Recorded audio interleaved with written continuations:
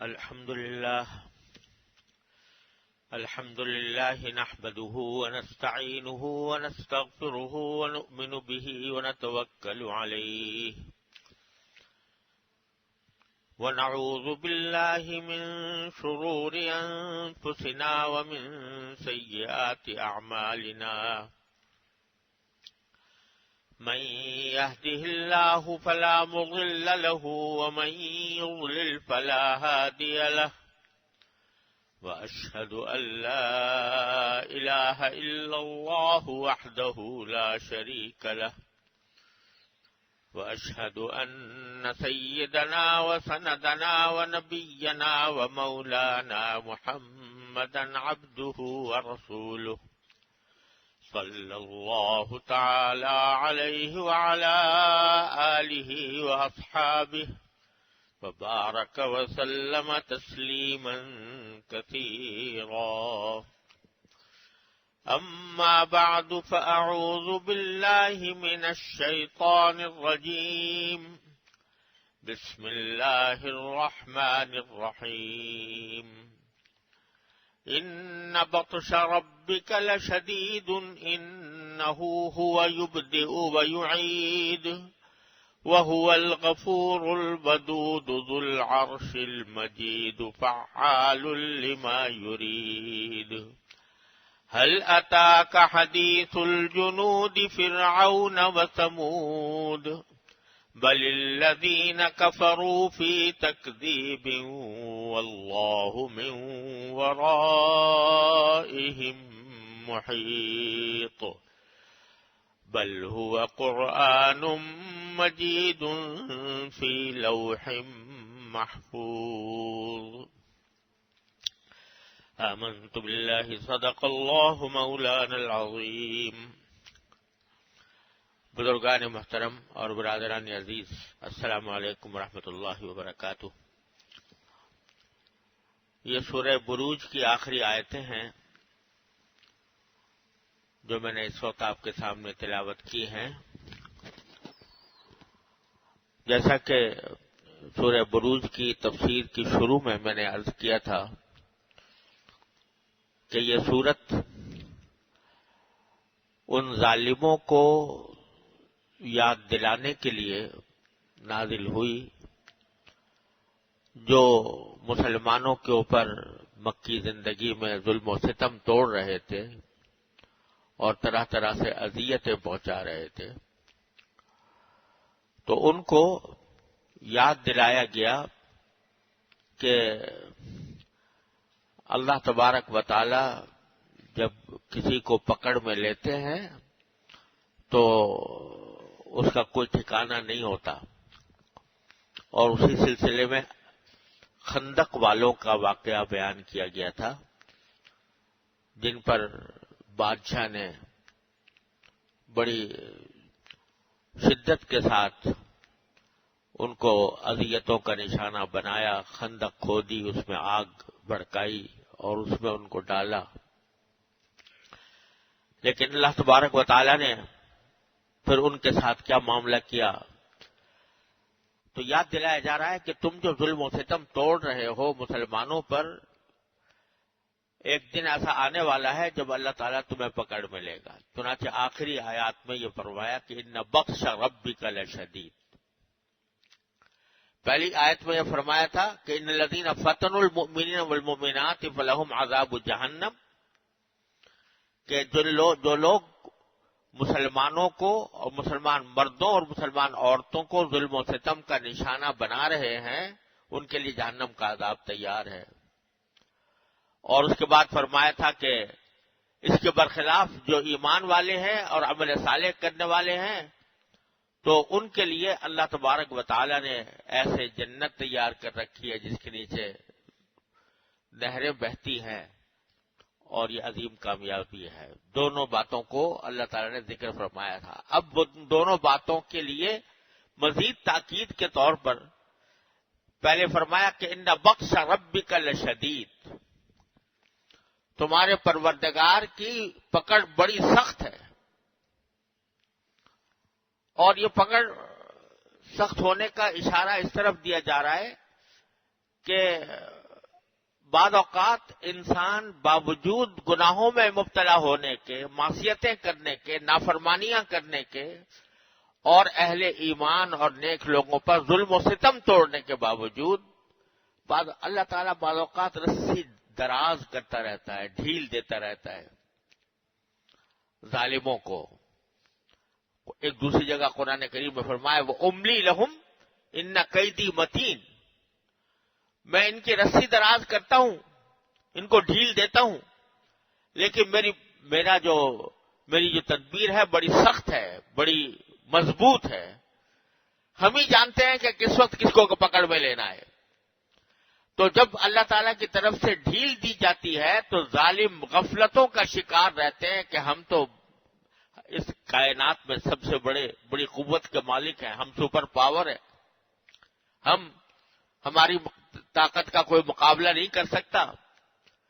لیکن جب اللہ تبارک و تعالیٰ ڈھیل دیتے رہتے ہیں، غفلت کے اندر مبتلا رہتے ہیں، اچانک اللہ تبارک و تعالیٰ کی طرف سے جب پکڑ میں آتے ہیں تو ساری ان کی رعونت خاک میں مل جاتی ہے. اللہ تبارک و تعالیٰ کی پکڑ اتنی سخت ہے. ان بطش ربک لشدید. اور وہ پکڑ بعض اوقات دنیا میں بھی ہو جاتی ہے اور بعض اوقات اللہ تبارک و تعالیٰ اپنی حکمت اور مصلحت کے ماتحت کسی شخص کو اس کی پکڑ کو آخرت کے لیے محفوظ رکھا ہوا ہے کہ یہاں تو وہ زندگی گزار گیا جس طرح گزار گیا، لیکن وہاں کی جو پکڑ ہوگی اللہ تعالیٰ محفوظ رکھے ہر مسلمان کو. وہاں کی جو پکڑ ہوگی وہ زبردست پکڑ ہے. ان بطش ربک لشدید. کسی اور کی پکڑ ایسی نہیں ہو سکتی.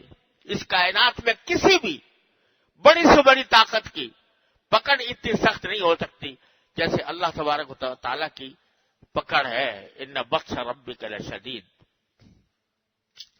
پھر فرمایا کہ انہ یبدئ و یعید. انہ یبدئ و یعید. وہی پروردگار ہے جو پہلے پیدا کرتا ہے اور وہی پروردگار ہے جو بعد میں دوبارہ پیدا کرے گا. یعنی کوئی شخص اس دھوکے میں نہ رہے کہ زندگی کے اندر اس کو کوئی پکڑ کا سامنا نہیں ہوا اور قیامت کا آنا اور آخرت کی زندگی آنا یہ تو کوئی ہماری آنکھوں سے تو نظر آ نہیں رہی اور ہمیں بعید معلوم ہوتا ہے کہ آدمی گلنے کے بعد، سڑنے کے بعد، مٹی بن جانے کے بعد اس کی دوبارہ زندگی ہوگی. تو اللہ تعالیٰ فرماتے ہیں کہ ہم نے تو تمہیں پیدا کیا تھا بالکل اس وقت جب کہ تم بالکل وجود رکھتے ہی نہیں تھے. اس کائنات میں کوئی بھی شخص غیر موجود کو موجود نہیں کر سکتا. جو چیز موجود ہوتی ہے اسی کے اندر کو تصرف کر کے اس کو کوئی اور چیز بنا دیتا ہے، یہ تو کر دیتا ہے. لیکن جو چیز بالکل موجود میں نہ ہو اس کو کون بنا سکتا ہے سوائے اللہ تبارک و تعالیٰ کا. کہ تو پہلے ہم نے تم کو پیدا کیا تھا اس وقت جب کہ تم کوئی چیز تھے ہی نہیں، وجود نہیں تھا تمہارا وجود پیدا کیا. تو پہلے ہم نے جس نے پہلا وجود پیدا کیا وہ بعد میں بھی دوبارہ زندہ جب مر جاؤ گے تو کم از کم تمہاری خاک تو ہوگی. تمہاری ہڈیاں چاہے خاک میں مل گئی ہوں لیکن خاک تو ہوگی. اس کو دوبارہ تمہارا جیسا بنا دینا کیا مشکل ہے، جبکہ تمہیں ہم عدم سے وجود میں لائے تھے جبکہ کچھ بھی اور چیز نہیں تھی. انہ یبدئ و یعید. وہ پہلے بھی وہی پیدا کرتا ہے اور دوبارہ بھی وہی پیدا کرے گا. اور بعض حضرات مفسرین نے یہاں یہ بات بیان فرمائی ہے کہ اس سے ایک اور بات کی طرف بھی اشارہ ہے. یہ جو کہا جا رہا ہے کہ پروردگار کی پکڑ بڑی سخت ہے، تو دنیا میں جو کوئی بھی شخص اگر کسی کو تکلیف کا نشانہ بنائے تو زیادہ سے زیادہ یہ کر سکتا ہے نا کہ اس کو مارتا رہے تکلیف پہنچاتا رہے یہاں تک کہ اس کو موت واقع ہو جائے گی. موت واقع ہو گئی تو اس کی تکلیف سے بچ گیا، بس ختم ہو گئی. تکلیف جتنی بھی ہوتی ہے انسان کو زندگی میں ہوتی ہے، اور کوئی زندگی میں اگر کسی کو تکلیف پہنچا رہا ہے تو زیادہ سے زیادہ یہی کرے گا نا کہ اس کو مار مار کے ختم کر دے گا. جب ختم کر دیا تو اس کے بعد پھر وہ اس کے قابو سے باہر ہے، وہ نکل گیا اس کی تکلیف سے. لیکن پروردگار اللہ تبارک و تعالی کی پکڑ ایسی ہے کہ اگر فرض کرو مار اس کو عذاب دیتے دیتے دیتے دیتے ایک لمحہ ایسا آ گیا کہ جس کے اندر کہ موت آ بھی گئی اس کو. اول تو موت آئے گی نہیں، اللہ تعالیٰ اس بات پر قادر ہے کہ انسان کو زندہ رکھے، عذاب دیتے رہے. لیکن اگر موت آ بھی گئی تو وہ دوبارہ زندہ کرنے پر بھی قادر ہے. پہلی مرتبہ زندہ کرنے پر بھی قادر ہے اور دوسری مرتبہ زندہ کرنے پر بھی قادر ہے. لہذا ان کی پکڑ بڑی شدید، ان بطش ربک لشدید انہ یبدئ ویعید. پھر اللہ تبارک و تعالیٰ کا عظیم اسلوب ہے قرآن کریم کے اندر کہ جب کافروں کو اور نافرمانوں کو اپنے عذاب کی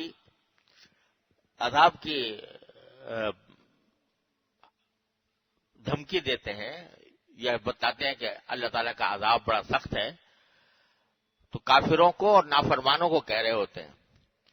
لیکن ساتھ ہی فوراً بلا تاخیر جو ایمان والے ہیں ان کو تسلی کے لیے بھی کوئی نہ کوئی جملہ ضرور کہہ دیتے ہیں. تو یہ تو کہہ دیا کہ ان بطش ربک لشدید، تمہارے پروردگار کی پکڑ بڑی سخت ہے، وہی پہلی بار زندہ کرتا ہے، وہی دوبارہ زندہ کرتا ہے. لیکن فوراً فرما دیا وَهُوَ الْغَفُورُ الْوَدُودُ. اور اے مسلمانوں تم نہیں گھبرانا، اے ایمان والو، عمل صالح کرنے والو تم نہیں گھبرانا. یہ جو پکڑ کی بات ہو رہی ہے یہ تمہارے لیے نہیں ہو رہی، یہ ان کے لیے ہو رہی ہے جو نافرمانی پر کمر بستہ ہیں. وَهُوَ الْغَفُورُ الْوَدُودُ، ساتھ میں یاد رکھو کہ وہ مغفرت کرنے والا ہے، بخشنے والا ہے اور محبت کرنے والا ہے. محبت کرنے والا ہے، اپنے بندوں سے محبت کرنے والا ہے. وہ مغفرت کرنے والا، وہ محبت کرنے والا ہے. لہذا اگر کسی کو عذاب دیتا ہے تو وہ اس کے انتہا ہو جاتی ہے، اس کے ظلم کی انتہا ہو جاتی ہے، اس کی نافرمانی کی، تب اس کو پکڑ میں لیتا ہے. لیکن جہاں تک چھوٹی موٹی غلطیوں کا تعلق ہے وہ معاف کرتا رہتا ہے، معاف کرتا رہتا ہے. وہ الغفور، وہ معاف کرتا رہتا ہے، نظر انداز کرتا رہتا ہے اور محبت کرنے والا ہے. جن بندوں کو اس نے خود پیدا کیا اس سے زیادہ اور کون محبت کرے گا ان بندوں سے؟ ماں باپ سے زیادہ محبت کرنے والا اور اپنے رشتہ دار عزیز سے زیادہ محبت کرنے والا وہی ہے. اور کتنے پیار سے ایک جگہ فرمایا اللہ تعالیٰ نے ما یفعل اللہ بعذابکم ان شکرتم وآمنتم. اللہ تمہیں عذاب دے کے کیا کرے گا اگر تم شکر گزار بنو اور ایمان لاؤ، تو اللہ تبارک و تعالیٰ تمہیں عذاب دے کے کیا کرے گا؟ ہم نے تو تمہیں پیدا کیا اور تمہارے خالق ہم ہیں، لہذا ہمیں تم سے ایسی ہی محبت ہے، بلکہ اس سے زیادہ محبت ہے، 1000 درجہ زیادہ محبت ہے جیسے انسان کو اپنی کسی بنائی ہوئی چیز پر ہوتی ہے. آپ محنت کے ساتھ کوئی چیز تیار کرو، کوئی چیز بناؤ، تو اپنی بنائی ہوئی چیز سے انسان کو محبت ہوتی ہے. لیکن اللہ تبارک و تعالیٰ تو پیدا کرنے والا ہے، تو اس کو محبت ہے، اپنے بندوں سے محبت ہے اور وہ مغفرت کرنے والا ہے، مغفرت کرتا رہتا ہے، معاف کرتا رہتا ہے. لیکن جب ظلم و ستم اور نافرمانی حد سے بڑھ جاتی ہے تو پھر کسی کو اپنے پکڑ میں لیتا ہے. وَهُوَ الْغَفُورُ الْوَدُودُ ذُو الْعَرْشِ الْمَجِيدُ، وہ عرش والا ہے. عرش کے لفظی معنی تخت کے ہوتے ہیں، اور جیسے بادشاہوں کا پہلے زمانے میں دستور تھا کہ ان کے تخت ہوا کرتے تھے، تخت پہ بیٹھا کرتے تھے، اور وہ تخت جو ہے وہ ان کی سلطنت اور اقتدار کی ایک علامت سمجھا جاتا تھا. تو اللہ تبارک و تعالیٰ کا بھی ایک عرش ہے جس کا قرآن کریم میں جگہ جگہ ذکر آیا ہے. اس کا مطلب یہ نہیں ہے کہ اللہ تعالیٰ اس عرش پہ بیٹھا ہے، جیسے بادشاہ بیٹھا کرتے تھے، بلکہ ایک عرش ہے، وہ اللہ تبارک و تعالیٰ کی سلطنت اور اس کے تمام کائنات پر اقتدار کی ایک علامت ہے، اللہ تبارک و تعالیٰ نے وہ بنائی ہے۔ وہ عرش والا ہے کہ معنی یہ کہ اس کی سلطنت، اس کی خدائی، اس کی ملکوت وہ ساری کائنات پر محیط ہے، ذو العرش، وہ عرش والا ہے۔ اور جو سلطنت اور اقتدار رکھتا ہو اس کو دونوں باتوں کا اختیار ہوتا ہے کہ وہ کسی کو اگر تکلیف کا نشانہ بنانا چاہے تکلیف کا نشانہ بنائے، اور کسی کو اگر انعام و اکرام سے نوازنا چاہے انعام و اکرام سے نوازے۔ تو وہ ذو العرش بھی ایسا ہی ہے، المجید، وہ بزرگی والا ہے، وہ بزرگی والا ہے، لہذا بڑے انصاف کے ساتھ اور انتہائی عدل و توازن کے ساتھ یہ فیصلے کرتا ہے کہ کس کو سزا دینی ہے اور کس کو نوازنا ہے، کس کو انعامات سے، انعام و اکرام سے نوازنا ہے۔ البتہ دنیا کے بادشاہوں میں اور اس کی بادشاہی میں زبردست فرق یہ ہے کہ دنیا کے جو بادشاہ ہوتے ہیں یا دنیا کے جو حکمران ہوتے ہیں، چاہے کتنے ہی بڑے حکمران کیوں نہ ہوں، لیکن یہ نہیں ہو سکتا کہ جو بھی چاہیں وہ ہو جائے، جو کام چاہیں وہ ہو جائے۔ بڑے سے بڑا حکمران، بڑے سے بڑا صاحب اقتدار یہ نہیں کہہ سکتا کہ میں جو چاہتا ہوں وہ ہو جاتا ہے۔ اس کے بہت سے ارادے ایسے ہوتے ہیں کہ کرنا چاہتا ہے لیکن قدرت نہیں ہوتی کرنے کی، ہزار رکاوٹیں پیش آ جاتی ہیں، کوئی مانع پیش آ جاتا ہے، باوجود چاہنے کے وہ کام نہیں کر پاتا۔ لیکن اللہ تبارک و تعالیٰ کی بادشاہی ایسی ہے کہ فعال لما یرید، وہ جو کچھ ارادہ کرتا ہے وہ کر ڈالتا ہے، اس کو کوئی روکنے والا نہیں، اس کو کوئی روکنے والا نہیں۔ اگر کسی کو انعام دینا چاہے تو کوئی روک نہیں سکتا، اگر کسی کو سزا دینا چاہے تو کوئی بچا نہیں سکتا۔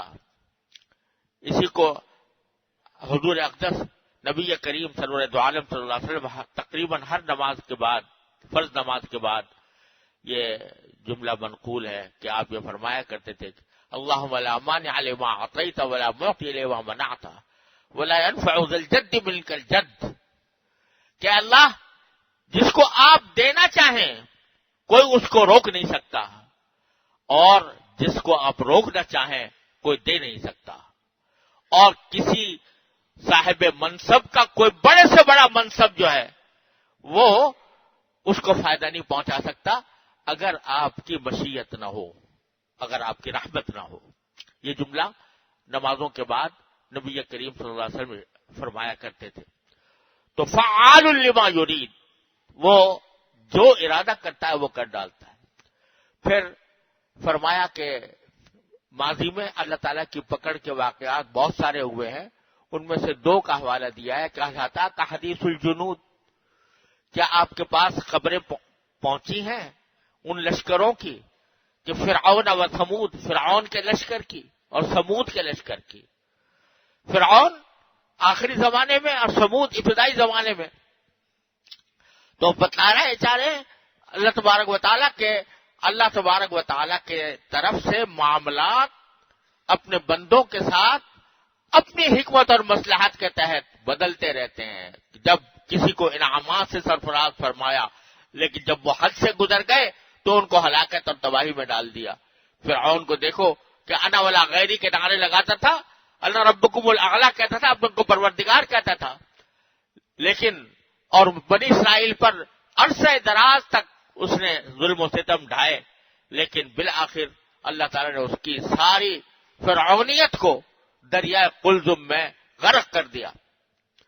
اور ثمود کی قوم، حضرت صالح علیہ السلام جن کے پاس بھیجے گئے تھے، تو ان کے حال یہ تھا کہ زبردست بستیاں انہوں نے تعمیر کی تھی، اپنے زمانے میں تہذیب و تمدن کی ایک مثال قائم کی ہوئی تھی، طرح طرح کی نعمتیں اللہ تعالیٰ نے ان کو دی ہوئی تھی، لیکن جب نافرمانی حد سے گزری تو اللہ تعالیٰ نے ان کے پاس صالح علیہ السلام کو بھیجا، انہوں نے ان کی ہتک کی، توہین کی، ان کو برا بھلا کہا، نتیجے میں اللہ تعالیٰ نے ایک ہی پکڑ میں ان کو ہلاک کر دیا۔ اللہ تبارک و تعالیٰ محفوظ رکھے. تو هل اتاک حدیث الجنود فرعون و ثمود بل الذین کفروا فی تکذیب. یہ سارے واقعات ان کے سامنے ہیں، لیکن جب ان کے سامنے یہ واقعات بیان کیے جاتے ہیں تو وہ جھٹلاتے ہیں، کہتے ہیں یہ جو ایسی بنائی ہوئی باتیں ہیں ان کی حقیقت کچھ بھی نہیں. بل الذین کفروا فی تکذیب واللہ من ورائہم محیط. لیکن اللہ تعالیٰ ان کے آگے پیچھے سے ان کا گھیرے میں لیے ہوئے ہیں، گھیرے میں لیے ہوئے ہیں، کسی وقت بھی وہ پکڑ میں آ جائیں گے. اور یہ جو تکذیب کر رہے ہیں تو یہ بات جو ہے کوئی ایسی معمولی بات نہیں ہے جس کی تکذیب کر رہے ہیں. یہ تکذیب اور جھٹلا رہے ہیں کس کو؟ قرآن کو اور قرآن کے بتائے ہوئے واقعات کو. تو یہ قرآن جو ہے یہ ان کتنے جھٹلاتے رہے ہیں. بل ہوا قرآن مجید فی لوح محفوظ. یہ ایک بزرگی والا قرآن ہے، لوح محفوظ میں درج ہے. لوح محفوظ اللہ تعالیٰ اس کی حقیقت بہتر جانتے ہیں، لیکن یہ لوح محفوظ نام اس کا تختی ہے، ایک تختی ہے جس کے اندر اللہ تبارک و تعالیٰ نے اپنے علم سے کائنات میں ہونے والے واقعات بھی لکھے ہوئے ہیں، اور اس میں قرآن کریم لکھا ہوا چلا آ رہا ہے ازل سے. جب سے وہ لوح محفوظ پیدا ہوئی اس وقت سے قرآن کریم لکھا چلا آ رہا ہے. یعنی وہ بعد میں نازل تو ہوا نبی کریم صلی اللہ علیہ وسلم کے اوپر رفتہ رفتہ، لیکن ازل میں وہ لوح محفوظ کے اندر لکھا ہوا تھا. لوح محفوظ اس لیے کہتے ہیں کہ اس میں کسی شیطان کسی جن کا کوئی تصرف نہیں ہو سکتا. اللہ تبارک و تعالیٰ نے اس کی حفاظت کے لیے کا ایسا انتظام کیا ہوا ہے کہ کوئی اس کو اس میں بدل نہیں سکتا، کوئی اس کو مٹا نہیں سکتا، کوئی اس کے اندر تغییر اور تبدیلی نہیں کر سکتا. اس لیے لوح محفوظ کہتے ہیں. یہ لوح محفوظ کے اندر لکھا ہوا قرآن ہے جو چلا آ رہا ہے. اس کو اگر جھٹلا رہے ہیں تو خود اپنا نقصان کر رہے ہیں. ایک دن اللہ تعالیٰ کی پکڑ میں آ جائیں گے. اللہ تعالیٰ ہمیں اپنے رحمت سے اپنے پکڑ میں آنے سے محفوظ رکھے. اللہ تبارک و تعالیٰ اپنے فضل و کرم سے ہمیں اپنے مومن بندوں میں عمل صالح کرنے والے بندوں میں شامل فرمائے اور ہر طرح کے گناہوں سے اور منکرات سے ہماری حفاظت فرمائے. وآخر دعوانا الحمدللہ رب العالمین.